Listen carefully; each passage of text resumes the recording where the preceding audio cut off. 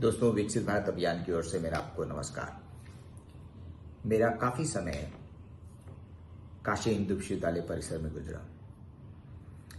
मैं वहीं जन्मा और वहीं पला बड़ा।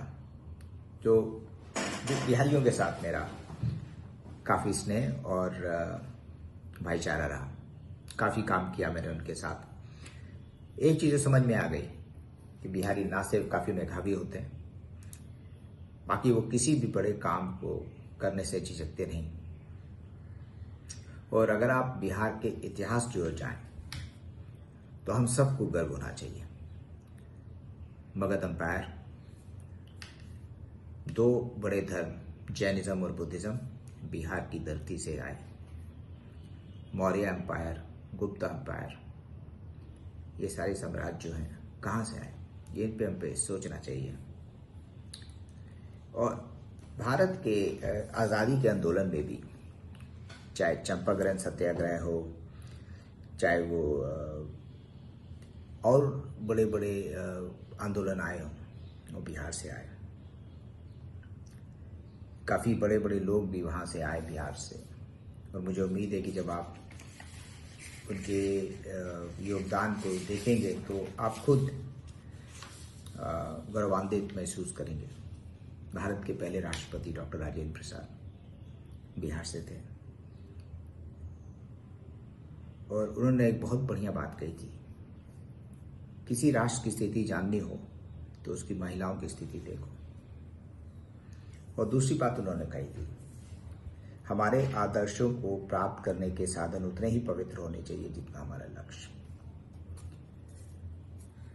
मैं जयप्रकाश जी का बहुत बड़ा, जिसे इंग्लिश में फैन कहते हैं, वो भी बिहार से थे। और उनकी दो पंक्तियां मुझे अच्छे से याद हैं, सच्चा लोकतंत्र ऊपर से नहीं नीचे से काम करता है। इसका मतलब सारी पावर आप में निहित है। और क्रांति कानूनहीनता का नाम नहीं, ये नैतिक साहस का आह्वान है।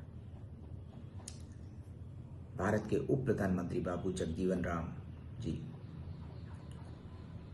उन्होंने बहुत बढ़िया बात कही थी, लोकतंत्र केवल वोट देने का अधिकार नहीं, गरिमा से जीने का अधिकार है। जब मैं बिहार के इंटेलेक्चुअल्स का योगदान देखता हूँ तो बेहद गर्व महसूस होता है। एक आज के समय में बड़ी महत्वपूर्ण बात है जो कर्पूरी ठाकुर जी ने कही थी, उसका चिंतन आप लोग करना चाहिए। जब तक जाति रहेगी तब तक समाज गुलामी में रहेगा। ये मैं इसलिए कह रहा हूँ क्योंकि जब मैंने विकसित भारत अभियान बनाया तो उसके पीछे एक सोच थी, भारत विकसित कैसे बनेगा। भारत विकसित तभी बनेगा जब राज्य विकसित होंगे, और उसमें दो राज्य काफ़ी अहम है।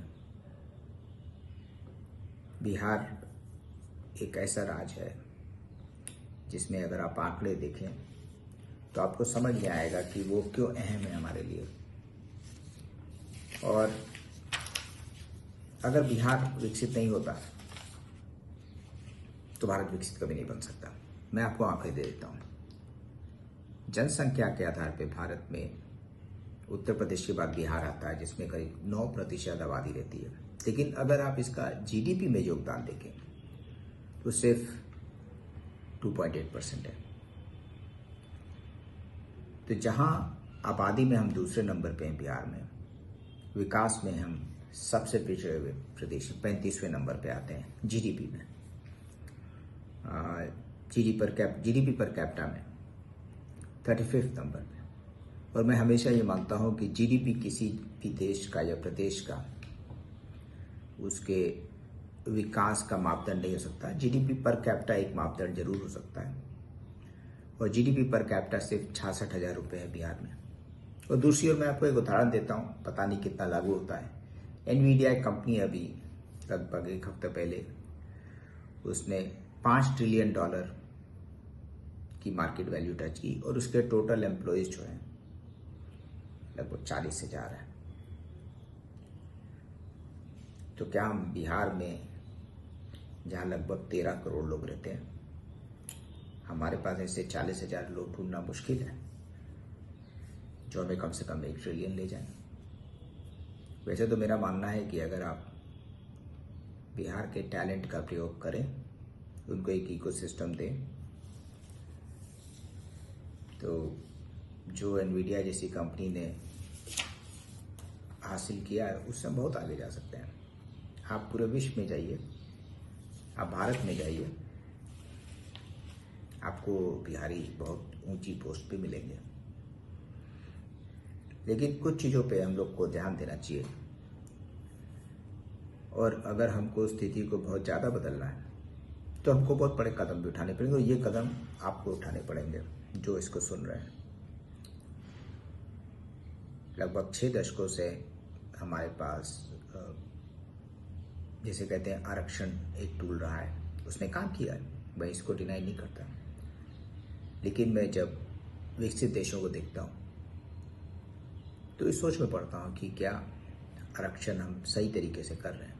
अमेरिका में भी ऐसा नहीं है कि ऐसी जातियाँ, जनजातियाँ, ट्राइब नहीं हैं, लेकिन वो कैसे कहते हैं, पॉजिटिव एफर्मेशन से करते हैं। उनका यह है कि लगभग सरकार के कुछ प्रतिशत कॉन्ट्रैक्ट्स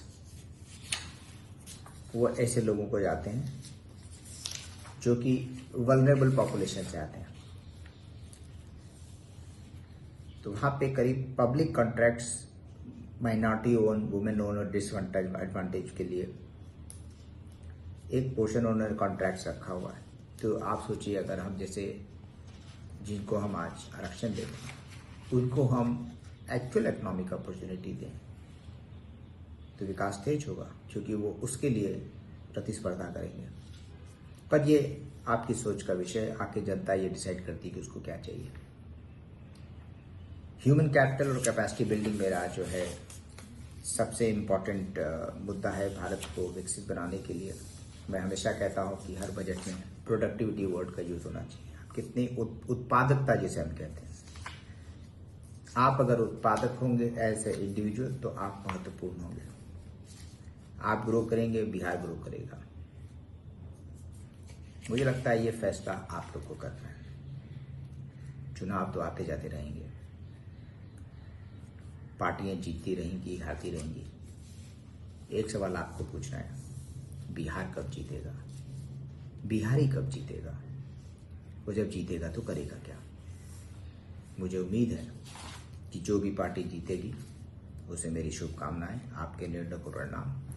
लेकिन एक बैठ के एक ऐसा मसौदा भी तैयार कीजिए कि हम बिहार को विकसित बिहार बना सकें। बिना विकसित बिहार के विकसित भारत नहीं बनेगा, और ये फैसला आपको करना है। मेरी टीम आपके साथ है। आपको जब मेरी टीम के सहयोग की जरूरत हो, आप viksit-bharat.org पे जाएं। आप व्हाट्सएप पे मैसेज भी कर सकते हैं, मुझे ईमेल कर सकते हैं। आइए हम सब विकसित भारत, विकसित बिहार के थ्रू बनाएं। मुझे आपको ढेर सारी शुभकामनाएं, और मुझे पूरी उम्मीद है आपके रहते विकसित बिहार बनेगा, और हम पूरे विश्व को एक ऐसा मॉडल देंगे जो कि इसका अनुसरण करके आगे देख सके कि इकोनॉमिक ग्रोथ ही चाहिए कि इकोनॉमिक डेवलपमेंट चाहिए। फिर देखता हूँ आपसे चर्चा होगी। आप मुझे लिखिएगा और मैं शायद आप लोग के साथ वेबिनार करूँ, पॉडकास्ट करूँ, या फिर अगर ज़रूरत हो तो बिहार में आके मीटिंग भी कर सकते हैं। और अगर आप दिल्ली आएँ तो मुझे उम्मीद है कि हम लोग की मुलाकात हो सकती है और इस पर हम चर्चा कर सकते हैं। आपको विकसित भारत अभियान की ओर से बहुत बहुत शुभकामनाएं और मेरा नमस्कार।